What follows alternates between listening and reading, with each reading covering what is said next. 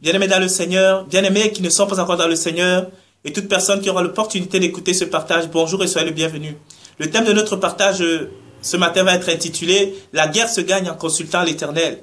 Je vais lire deux versets ici. Proverbe 21, 31, il est écrit là « Le cheval est équipé pour le jour de la bataille, mais la délivrance appartient à l'Éternel. » Et le psaume 33, 17 nous dit « Le cheval est impuissant pour assurer le salut, et toute sa vigueur ne donne pas la délivrance. » Bien-aimés dans le Seigneur, dans le texte de base que nous allons prendre tout à l'heure, il nous est relaté là une histoire où un roi en Israël avait mis en péril, avait mis en danger sa propre vie et la vie de tout le peuple qui le suivait au combat, parce qu'il n'avait pas au préalable consulté l'Éternel. Et pendant qu'il allait au combat, ce roi-là avait pensé que le combat se gagnait par le grand nombre de chevaux. Il avait pensé que le combat se gagnait par le grand nombre de combattants, par les gens qui l'accompagnaient, par les guerriers. Il avait cru que le combat se gagnait par les armes qu'il possédait, bien-aimé dans le Seigneur. Et étant rentré dans ce processus-là, dans cette conception, il s'est dit pourquoi ne pas s'allier avec 2 ou 3 rois aux alentours d'Israël pour aller attaquer Moab qu'il avait envie d'attaquer, bien-aimé dans le Seigneur. Et ayant fait cela en cours de route, il s'est rendu compte qu'il y avait quelque chose qui clochait.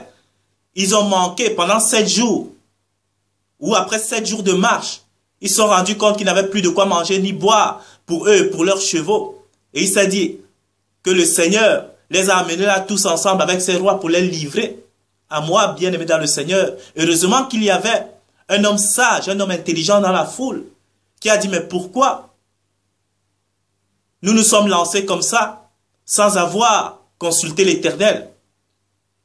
Allons consulter l'Éternel pour voir ce qu'il dit, bien-aimé dans le Seigneur. Parfois, on pense que quand on est appelé Israël, on est, comment je peux l'expliquer, on n'est pas infaillible, mais on est sous la connaissance de l'Éternel. Beaucoup de rois en Israël, quand vous lisez les livres de 1 roi ou 2 rois, vous allez vous rendre compte que beaucoup de rois en Israël, bien-aimés, ils connaissaient la loi, ils connaissaient les commandements de Dieu, mais ils étaient rebelles. Beaucoup de rois en Israël étaient des idolâtres, bien-aimés dans le Seigneur. Beaucoup de rois, quand ils succédaient à leur père, parfois, quand vous lisez, vous trouvez que le père d'un des rois en Israël était bon. Son fils, c'était pire qu'un païen. C'était un idolâtre de première catégorie. Ils en arrivaient au point de faire des abominations dans le temple même de l'Éternel. Donc, bien-aimés dans le Seigneur, il y avait des rois en Israël qui passaient outre les commandements, qui faisaient des choses même que dans les peuples païens qui les entouraient, on ne les trouvait pas bien aimés dans le Seigneur. Et donc ce roi-là, comme je l'ai dit, il a mis en péril sa vie et la vie de ceux qui l'accompagnaient. Heureusement que cette histoire se finit bien. On va la lire ici dans le livre de 2 rois au chapitre 3 à partir du verset 4. Meshab, la lecture va être un peu longue, mais donc voilà, le roi de Moab possédait des troupeaux et il payait au roi d'Israël un tribut de 100 000 agneaux et de 100 000 béliers avec leur laine. À la mort d'Akab, le roi de Moab se révolta contre le roi d'Israël. Le roi Joram sortit alors de Samarie et passa en revue tout Israël. Il se mit en marche et il fit dire à Josaphat, roi de Juda, le roi de Moab s'est révolté contre moi. Veux-tu venir avec moi l'attaquer? Josaphat répondit, j'irai, moi comme toi, mon peuple comme ton peuple, mes chevaux comme tes chevaux. Et il dit, par quel chemin monterons-nous? Joram dit, par le chemin d'Édom. Le roi d'Israël, le roi de Juda et le roi d'Édom partirent. Après une marche de 7 jours, il manquait d'eau pour l'armée et pour les bêtes qui la suivaient. Alors le roi d'Israël dit, hélas, l'Éternel a appelé ces 3 rois pour les livrer entre les mains de Moab. Mais Josaphat dit, y a-t-il ici, ou n'y a-t-il ici aucun prophète de l'Éternel par qui nous puissions consulter l'Éternel?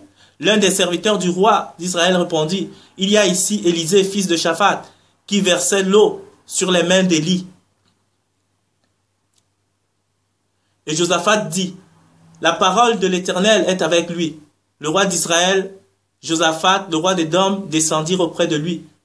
Élisée dit au roi d'Israël, qu'y a-t-il entre toi et moi? Donc là, Ça suit et après l'histoire finit bien parce que Élisée va leur dire allez-y au combat à cause de Josaphat, l'homme que j'ai dit tout à l'heure dans le récit que je faisais, qui c'était un homme sage. C'était à cause de lui que Élisée dit ici, c'est à cause de Josaphat. Si je n'avais pas égard pour Josaphat, parce que à cette époque-là, Élisée même qui était le prophète de Dieu, il avait du mépris pour le roi d'Israël en place parce que c'était un roi désobéissant. Joram, c'était un roi désobéissant, bien aimé dans le Seigneur.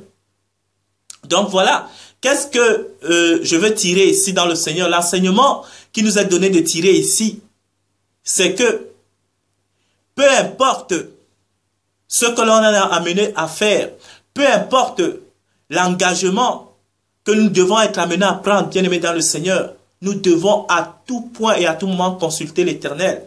Pourquoi? Parce que Christ lui-même qui est notre modèle à suivre, Christ lui-même en qui nous devons nous calquer, Christ en qui nous devons nous appuyer, lui-même, avant le début de son ministère, bien aimé dans le Seigneur, il était dans l'anonymat.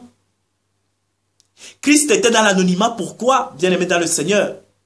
Pourquoi pensez-vous que le Seigneur Christ, celui-là qui est même notre fondement, il ne s'est pas lancé d'un coup comme ça pour commencer à s'opposer contre les œuvres du diable? Il était sur la terre, bien aimé dans le Seigneur. La Bible dit qu'il est né, et même pendant sa croissance, bien aimé dans le Seigneur, il était en train de se construire. La Bible dit qu'à 12 ans, il rentrait dans le temple, il parlait, les gens étaient frappés par sa sagesse. Mais après ces 12 ans, il était retiré, bien aimé dans le Seigneur. Il était quelque part. Il était dans l'anonymat. Jusqu'à ce qu'il soit baptisé par Jean le Baptiste et qu'il sorte au grand jour, afin que la puissance de son ministère soit dévoilée. Mais que pensez-vous que Christ, pendant ce temps d'anonymat, était en train de faire? Où était-il? Pourquoi est-ce qu'il a fallu ce temps d'anonymat, bien aimé dans le Seigneur? Ce temps d'anonymat, c'était parce que Christ était dans le conseil d'Élohim, bien aimé dans le Seigneur. Il était sous le conseil de son Père. Il était en train de demander le conseil de son Père, bien aimé. Il ne s'engageait pas, ou il ne pouvait pas s'engager comme ça. C'est l'ombre des choses à venir, c'est ce que Christ nous apprend, qui est la vérité, bien-aimé dans le Seigneur. Ce n'est pas notre propre compréhension ou notre propre manière de faire. On peut avoir des routines qui peuvent marcher, bien-aimé, bien, mais le modèle à suivre, c'est Christ. La bouche autorisée, c'est Christ. Si Christ est passé par un chemin, c'était pour nous montrer comment est-ce que nous devions procéder, bien-aimé. Christ ici, son temps d'anonymat, il était dans le conseil de son Père. Parce qu'il savait qu'au sortir de ce conseil, il allait en guerre et qu'avant de partir en guerre, il fallait l'approbation de son Père. Avant de se jeter dans une guerre, bien aimé, il fallait le consentement, il fallait le conseil d'Élohim, son Père.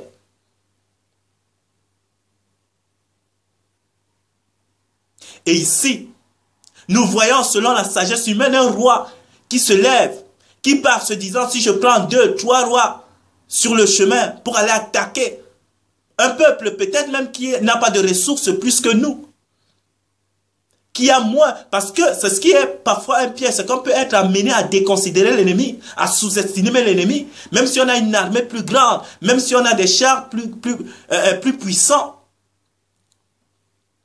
C'est ce qui se passe, bien aimé dans le Seigneur. Mais Christ savait que peu importe l'ennemi qui était en face, il fallait s'appuyer sur une autorité, sur une force pour pouvoir aller au combat. Qu'on n'allait pas au combat seul par son propre chef. Et ça, Christ l'a compris, bien aimé dans le Seigneur. Il s'appuyait sur son Père. Il était sous le conseil de son Père. Il a attendu. Quand il a eu l'aval de son Père, quand il a eu l'approbation de son Père, il s'est levé. Et on va le lire ici dans le livre de Matthieu. Matthieu au chapitre 3 à partir du verset 13. Ça c'est son baptême. On va continuer jusqu'au verset 40. On dit, alors, Matthieu 3, 13. Alors Jésus vint de la Galilée au Jourdain vers Jean pour être baptisé par lui. Mais Jean s'y opposait en disant, c'est moi qui ai besoin d'être baptisé par toi et tu viens à moi. Jésus lui répondit, laisse faire maintenant, car il est convenable que nous accomplissions, ainsi tout ce qui est juste. Et Jean ne lui résista pas. Dès que Jésus y était baptisé, il sortit de l'eau, et voici, les cieux s'ouvrirent. Et il vit l'Esprit de Dieu descendre comme une colombe et venir sur lui. Et voici une voix se fit entendre des cieux ces paroles. Celui-ci est mon fils bien-aimé, en qui j'ai mis toute mon affection. Matthieu 4, verset 1. Alors Jésus fut amené par l'Esprit dans le désert pour être tenté par le diable. Après avoir jeûné 40 jours et 40 nuits, il eut faim. Le tentateur s'étant approché, il lui dit, voilà, ça continue. Il a commencé son ministère. Mais avant, ici son baptême, avant qu'il n'aille dans le désert, avant de jeûner 40 jours, 40 nuits, avant d'être tenté par le diable, il y a eu un temps d'anonymat, bien-aimé. Et ce temps d'anonymat, c'était le temps qu'il lui fallait pour se bâtir, pour se construire, afin de révéler la puissance de son Père, afin de révéler la gloire de son Père aux yeux des hommes, afin de manifester la nature de son Père au milieu des hommes, bien-aimés dans le Seigneur. Il ne s'est pas lancé comme ça par lui-même. Et il ne pouvait pas, puisque Christ venait d'en haut. Il connaissait la loi des choses, il connaissait le fonctionnement du monde dans lequel il descendait. Il savait que par lui-même,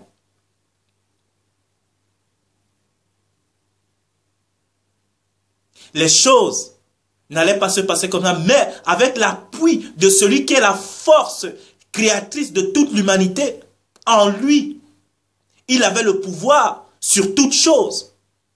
Bien-aimé. Mais Christ faisait ces choses pourquoi? Pour nous montrer le procédé à suivre, bien-aimé. Christ en lui habitait toute la plénitude de la puissance d'Élohim. Toute la plénitude de la puissance de Yahweh Adonai était en Jésus-Christ, bien-aimé. Mais s'il a manifesté ces choses, c'était pour nous montrer à nous qui devions venir après lui. Comment marcher, comment procéder, comment s'engager.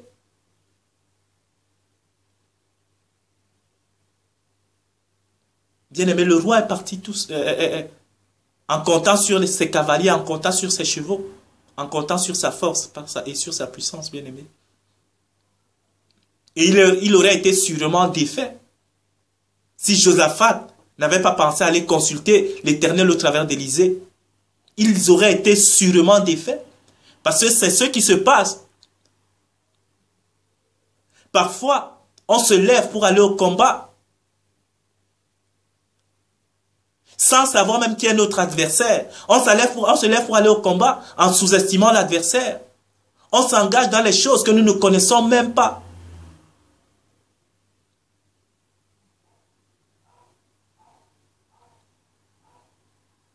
Et parfois, ça finit par la confusion totale. Bien-aimés, l'exhortation qui sort d'ici ce matin, c'est que lèvons-nous et engageons-nous en ayant le conseil du Père avec nous, bien-aimés dans le Seigneur. Avant toute chose, demandons, requérons le conseil du Père. Le combat, la guerre ne se gagne pas.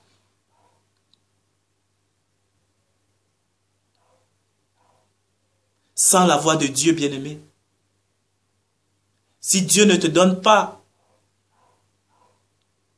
son aval, s'il ne te donne pas son point de vue par rapport à quelque chose et tu t'engages, bien-aimé, c'est à tes risques et périls. D'où en toute chose, consulter l'Éternel.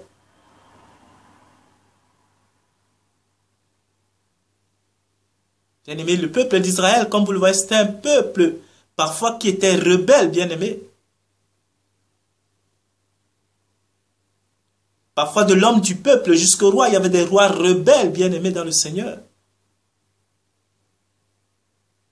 Il y avait la loi, il y avait les commandements, ils savaient quoi faire. Mais ils s'opposaient. Il y avait un esprit autre qui les infiltrait, bien-aimés.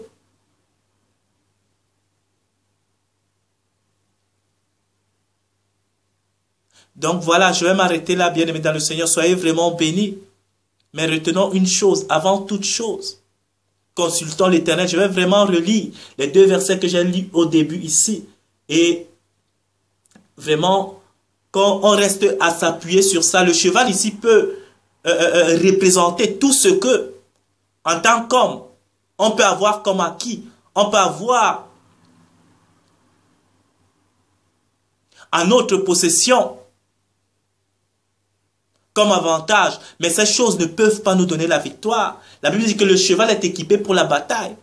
On peut avoir comme acquis l'intelligence des hommes, on peut avoir comme acquis la force physique, on peut avoir comme acquis les biens matériels, on peut avoir comme acquis toutes les choses de ce monde. Mais cela ne peut pas t'assurer la victoire face à l'ennemi, bien-aimé. Ce ne peut pas t'assurer la victoire face au gouvernement de la mort qui règne dans ce monde, bien-aimé. Tu seras bien impuissant devant des situations où la mort a pris l'autorité, dont Satan a pris l'autorité. Satan est le gouvernement de la mort. Il a pris l'autorité. Sur une situation, tu ne pourras pas le vaincre parce que tu es parti en comptant sur toi-même. Psaume 33, 17, le cheval est impuissant pour assurer le salut. Tout ce que tu possèdes, tout ce que tu as de matériel, de physique, et même de spirituel qui n'est pas de Dieu, ne peut pas t'assurer la victoire sur l'ennemi, ne peut pas t'assurer la victoire sur la mort, bien-aimé dans le Seigneur, comprends-le. Et toute sa vigueur ne donne pas la délivrance. Donc voilà, le cheval est impuissant pour assurer le salut et toute sa vigueur ne donne pas la délivrance. Soyez bénis. Merci d'avoir pris de votre temps pour écouter ce partage et à la prochaine.